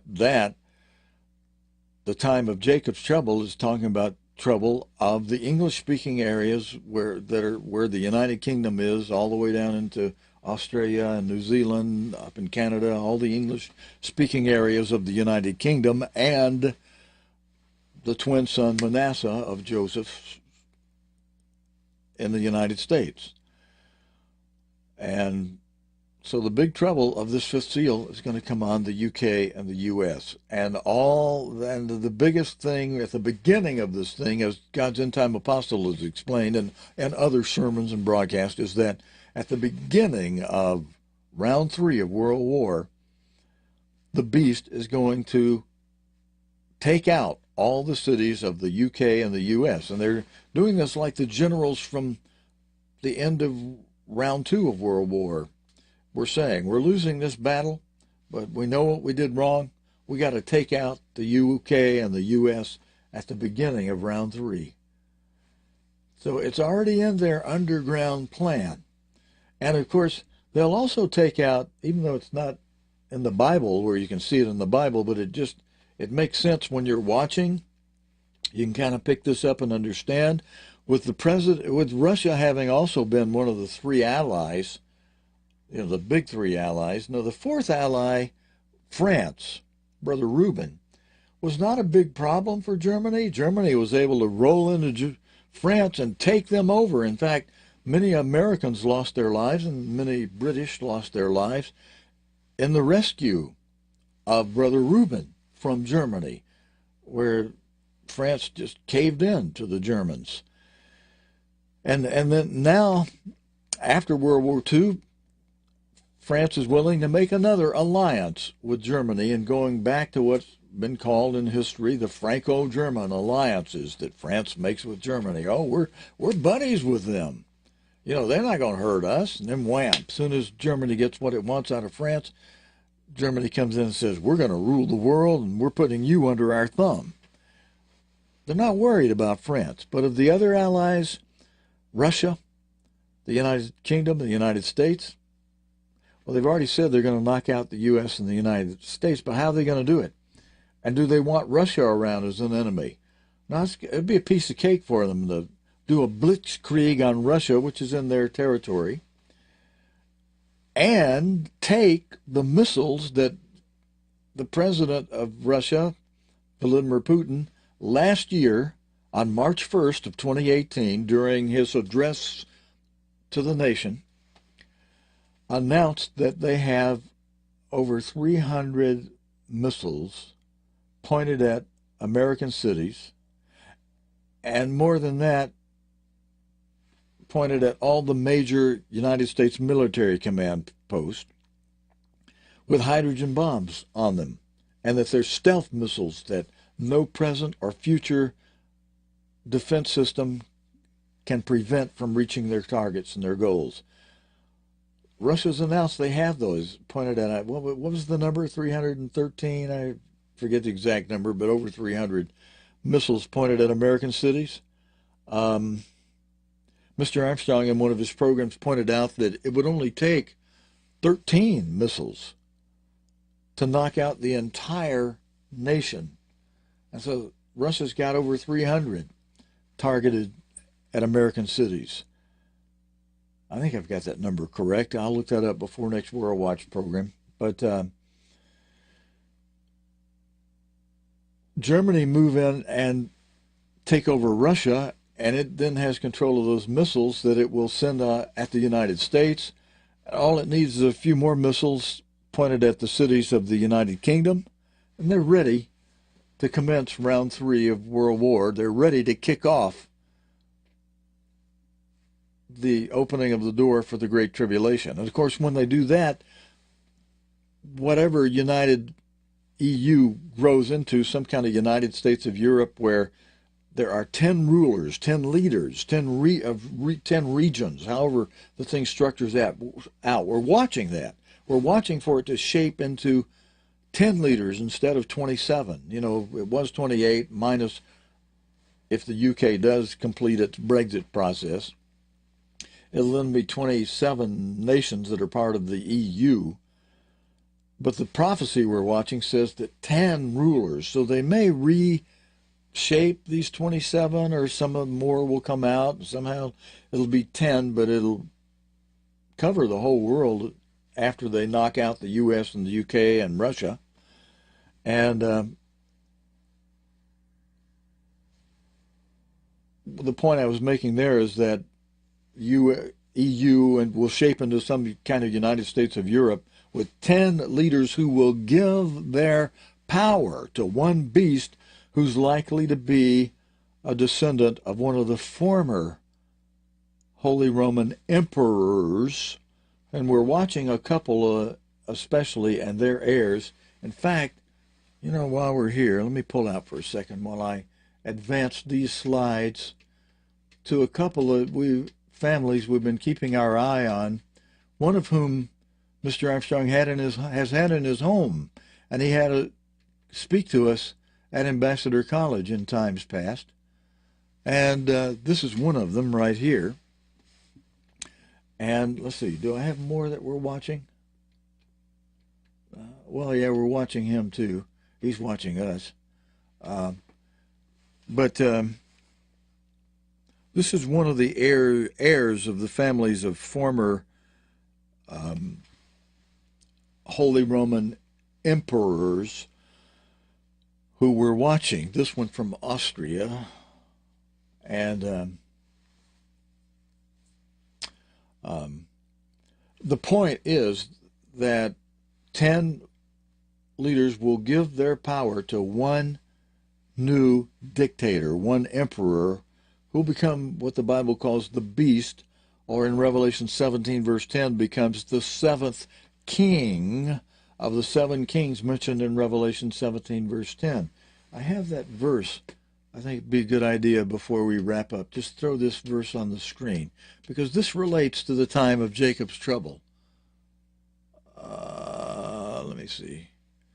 Let me pull this a little closer where we can see it. Let's see, where do I need to go? Go this way? Yeah, let's see where. All right, Daniel 4:17. That's not the verse I want. Let me keep backing up a little bit. All right, this is the verse I wanted to put up on the screen with you here. Verse 10 of Revelation 17, which says, "And there are 7 kings," in the first part of it, and then it says, 5 are fallen. I need to see a monitor that's closer to me. There are 7 kings, 5 are fallen, and one is. Now that one was Mussolini between 1935 and 1945, and which was revealed to us through God's end-time apostle Herbert Armstrong while he was alive and preaching. He saw and understood this. And then it says, and one is yet to come. That's where we are right now. We're in between that one that is no more. He was. The 5 that are fallen, they were Justinian through Napoleon. The one was Mussolini. He now joins the 5 that are fallen. So 6 are fallen, really. And one is yet to come. I'm not changing that verse. The one we're just explaining that verse was written in 90 A.D. when none of these fellows had even been born yet. So as the Apostle John was used and revealed through the vision God gave him, and revealed through Jesus Christ to John to write these things down, he said there are 7 kings. None of those 7 kings had even been born yet, and yet John was writing as if it was present tense. There are 7 kings. Well, they hadn't even been born yet. But this was a prophecy for us. And he says, 5 are fallen. Now we're going to something like present tense changes to past tense for something that's still yet in the future. Now, how would grammarians handle? I got to talk to my grammar expert lady that I take lessons from. How would you categorize that? You got a present tense thing that's yet future. There are 7 kings. They hadn't even been born yet. 5 of those 7 are fallen. Well, wait a minute. That's past tense of something that's present that's still future. 5 are fallen of the 7 that are. There are 7 kings, but 5 are fallen. And those first 2 parts are still yet future. They haven't even been born yet. That's future. But then you're saying there are 7, that's present. But 5 are fallen, that's past. What kind of grammar is that? But that's all part of a prophecy. And then it says, and one is. Well, there's another present tense part. But that one is hadn't even been born yet at the time John was writing this. And before the one is came into power in 1935, he wasn't until 1935. And once he came out of power by being shot in the belly and then hung from the canopy of an Esso gasoline station in Italy in 1945, in fact on April 28 to be exact, in 1945, then he was no more. The one that was no more, or is no more, or whatever. So you see there's a lot of prophecy in that verse. There's a lot of things playing present tense, past tense, that of a future tense thing, and then a present perfect tense. One is that wasn't even at the time written, born yet, so yet future. And then on the other side of when he's come and gone and died, now the one is no more. So we've moved from the past to what was totally future tense to a point where those five that are fallen have been born and are fallen, to the one that was born and is between 1935 and 1945, and now he's gone, and we're in between that one is and the one is yet to come. I say in between because the one has gone, he's died. But the one who's yet to come, that's still future prophecy. The other is not yet come. That means he is yet to come. The other is not yet. So that part is where we are in this prophecy from Revelation 17:10. The other is not yet come. That's who we're watching for, to be that seventh and final head of a revived Holy Roman Empire. And when he does come, it says he must continue for a short space. The short space will be 2.5, 3.5 years during the Great Tribulation, and until Christ returns and he gets banged out. All right, that's what we're watching for, and as part of watching, we're fulfilling the goals, we're fulfilling the instruction, call it a command that Christ gave us in Luke 21:36 to watch and pray always. I think, let me back up for a second. I think I may have that scripture. By the way, here, let's pull this forward for just a second. Here are 6 of the 7 kings. Justinian in the upper left, Charlemagne in the middle on the top row, being in the painting crowned by a pope. On the far right on the top row, you've got Otto the Great. He's the third of those 5 kings that are fallen. On the first left side of the second row, middle row, we've got Charles V, who is the 4th of those 7 kings. And we have Napoleon in the middle of the second row, who is the 5th of the 7 kings. He's the last of the 5 that are fallen. So there's Justinian through Napoleon, the 5 that are fallen. Then on the far right side of the second row, the middle row, we've got that iron-like picture of Mussolini. The one is the 6th king, who announced himself as El Duce, the new Julius Caesar, the one who had revived the Holy Roman Empire after it fell into the pit. And let's see, when did Napoleon go out? Napoleon lost the Battle of 1814. That ended the 1260-year rule from 554 AD, the continuous rule of the Holy Roman Empire. Ended in 1814 when Napoleon lost that big battle of 1814. Yes, he tried a comeback battle in... what was that? He tried a big comeback battle in the next year, in 1815, the battle at Waterloo. But that wasn't what lost the kingdom. That was a comeback effort. He had already lost the kingdom the year before in 1814. And when he scrounged up an army and tried a new battle in 1815 at Waterloo, God revealed to Brother Ephraim, the British, Napoleon's battle plan, and so they knew how to circumvent and go around it and surround it and hem Napoleon in so badly. It was such a bad defeat that anytime anybody has a major fall today, people will say, oh, that's your Waterloo. You know, you've heard of that. But Waterloo is not what lost the kingdom. Napoleon he lost the comeback effort. He had already lost the kingdom the year before in 1814.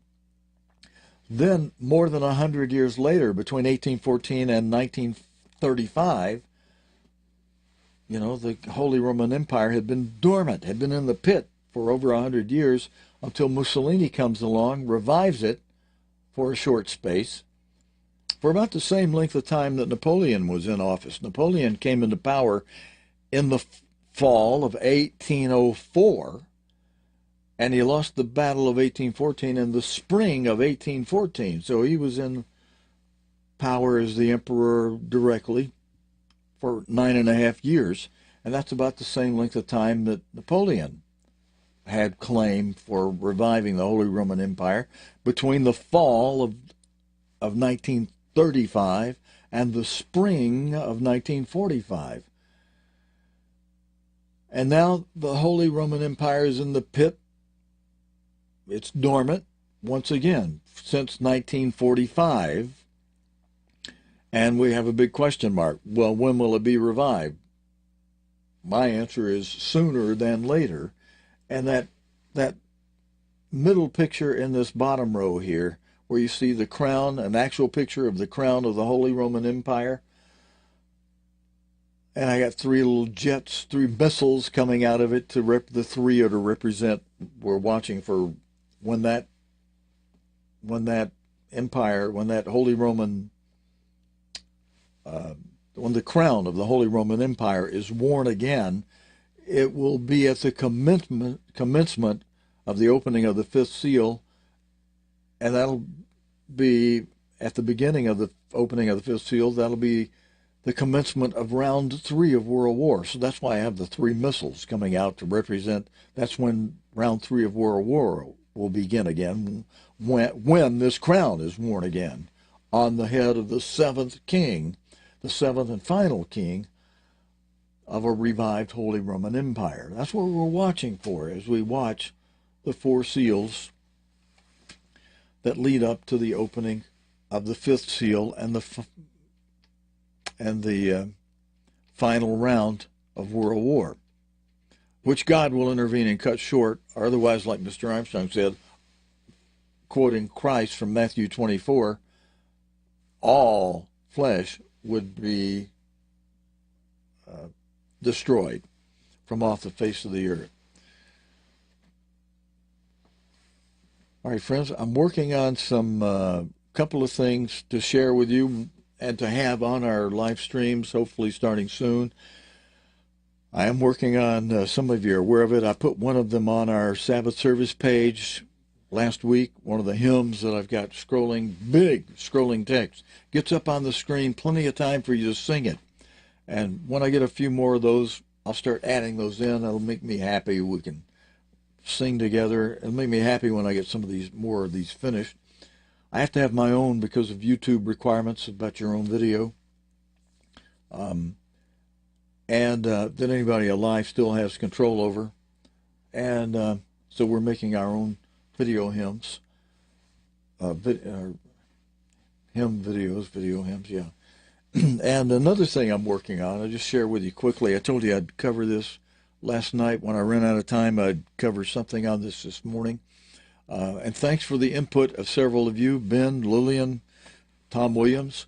I'm working on these graphics for some of you have expressed how you like. Let's see, can I get this where it can show the whole slide? Yeah, hit this button over here, see if this will do it. I'm working on some slides. Get this out of the way.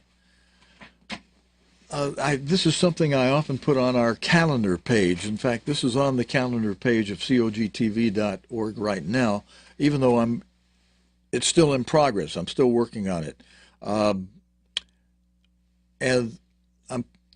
This is not what I'll be putting on the back of the folding card. The back of the folding card that I'll show you in a moment that I sent out last year has all 12 months of the year on it with just the holy days highlighted. So if you're talking to your boss, or if you're in court, or in some place where you got to make a quick commitment to a date, you can pull this out of your pocket, your purse, your wallet, and see that, oh, that date's a holy day. No, Your Honor, or no, my friend, or no, boss, I can't be here that day. And, show him. And if you've already discussed that with your boss, he'll say, oh, okay, that's the date of that holy day. All right. So I'll get a replacement for that day. Just handy to have in your pocket. But I may put this on the inside of the folding card, and we'll put it on the website where I have the Hebrew and the Gregorian calendar side by side with the Hebrew calendar taking the top seat, making the Gregorian calendar conform to what's going to be the eternal calendar. It's going to be the calendar we'll be using when Christ returns. We won't be using this world's Roman, Julian, or Gregorian calendar anymore. We'll be using the calendar of the kingdom of God. That's the Hebrew calendar, the one you see on the left side here. And if you look over to the right side of it, in conformity with the first month of the holy year, of the sacred year, it begins in April, on April 6th this year. That's the first day of the sacred year, April 6th. And that April 6th would conform to, or be the same day on the Hebrew calendar as the first day of the first month on the Hebrew calendar, April 6th this year, the beginning of the sacred calendar. We go 14 days into that first month, and we find ourselves on April 19. And the evening before that, the reason I've got April 18 in pink is to be a reminder that, look, the Passover foot wash, you don't wait till we get to since we're using a Roman calendar where the days start at midnight, you don't wait till we get to the 19th. On the 18th, right after sunset, we need to be holding the Passover foot washing memorial. So I've got it just, I've got red for Passover, but I've got pink to remind you need to prepare your room ahead of time if you're doing it at home, either that day or if have already prepared it some days before. But after sunset on that day, on April 18, 2019, shortly after sunset on April 18, the pink-colored area on the right side calendar, that's when we'll be doing the Passover foot washing service. Then the next day at sunset, after the full day of Passover, at sunset on the 19th, the first day of unleavened bread begins, and just after sunset, shortly after that evening, is the night to be much observed. So that comes, it's not Passover, it's the first day of unleavened bread, but first day of unleavened bread starts at sunset on April 19. And so that evening, Friday evening, April 19, is the night to be much observed. And that's explained in the footnotes at the bottom. I know they're a little blurry on this slide because I just took a quick picture of my work. I think you can see it a little cleaner on the actual website where it's in HTML format. It's not a graphic picture, but actual HTML and text, and you can see it more clearly. But the first day of unleavened bread this year will also be not only an annual Sabbath, but it falls on the weekly Sabbath. And it becomes the target Sabbath, the Sabbath that triggers the wave sheaf day, the morrow after the Sabbath, after the Passover in any given year. And so the 21st day of April is the wave sheaf day. Now, it's not a holy day, it's not a feast day, but it's an important day, and it starts the count for 50. April 21 is day one of a 50-day count that'll take us up to Pentecost. Well, if we have the calendar up here in front of us, you'd find Pentecost for 2019 occurring, well, this year now. It already is 2019, but it'll occur this year on June 9. And when you count out 50 but beginning with April 21, you'll get to June 9 as the morrow after the seventh Sabbath, and the day numbered as 50 for Pentecost. But the second purple, dark purple area is your second holy day of the year, and that's the last day of unleavened bread. Passover itself is not a holy day. It is a feast day. It's mentioned in Leviticus 23 as one of the feasts of God. It's the most solemn feast of the entire year, but it's not a holy day. And days of unleavened bread, that's a feast. And it has two holy days within the one feast. The first day of unleavened bread, April 20 here, and the last day of unleavened bread, April 26th here for 2019. And then I'm going to make the rest of those colors. I'm going to make the wave sheaf day colored green, and even though it's days of unleavened bread, I'm going to keep everything green this year all the way up to Pentecost, so that you can easily see just the days that are either a purple holy day or green, you count as part of the count 50.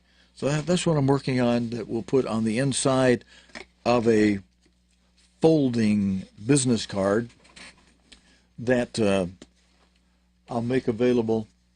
Let's see, that I'll make available to those of you who'd like to have it free of charge. I'll be printing those in about a week or so. I'll let you know when they're ready. And I'll put. Let's see, do I have it? Yeah, I'll put this card. Let me bring that up full screen just for a moment here. I'll put this card on the back of a folding business card so that you can just quickly pull it out of your pocket and see if any date that anybody's asking you to commit to, either for work or lunch or dinner, or to be in court on a certain day because you're fighting a traffic ticket or this or that. You know, you can say to the judge, "Oh, no, Your Honor, I can't be here on that day. That's a day with my church. I have to be. Can we pick another day?" And he'll say, "Yeah, okay. How about blah, blah, blah?" And you see that's clear and not a holy day, and you can go ahead and make your commitments, which, you know, nobody ever remember all that in their own head. It's good to have something in your pocket that you can pull out, you know, and so we'll be making that available. Hey, friends, we're out of time. In fact, I'm 2 minutes over time. Thanks for joining me for this service this morning, AM to the U.S., PM to the U.K., and I'll look for you. Those of you who want to join me again, my plan for next live stream until next time will be a live stream on World Watch Sunday night through Thursday night this week, and then we'll plan to be back here again on the Sabbath.tv, on the Sabbath Service channel of Facebook Live, God willing, next Friday night for the Friday night Sabbath Eve Bible study, and then back here again next week, same time for Sabbath Services. All right, until next time, friends, thanks for joining me. Have a good rest of the Sabbath. I'll say Shabbat Shalom. Let me get our closing going out, our music up. And I'll just wish you a good Sabbath as we sign off here.